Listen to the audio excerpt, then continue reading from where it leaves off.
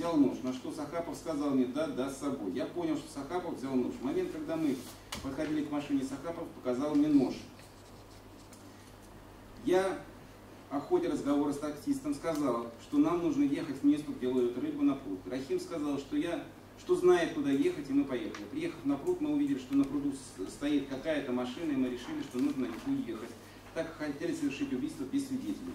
По этой причине я сказал Рахиму, что он ехал на полигон Леур,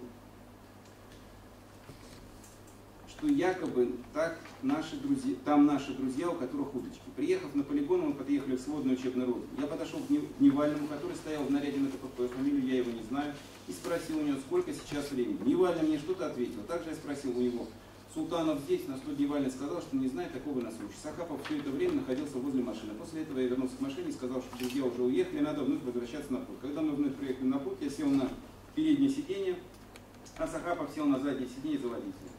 Затем мы доехали до пруда. Я и Сахапов вышли из машины.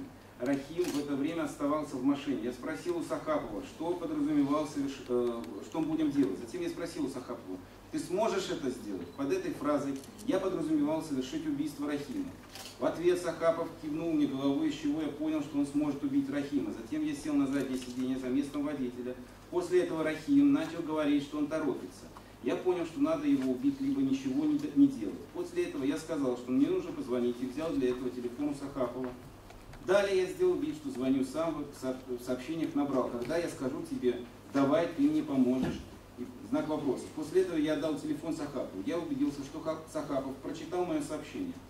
Затем я решил действовать, убедившись, что то, что мы наделали, он рассказывал другу, какому-то Мише, еще какому-то офицеру в звании старшего. Я приношу свои извинения за проделанную нелепость, готов понести наказание за свои действия. Написано верно, мною прочитанное, полностью подтверждает вышеизложенное.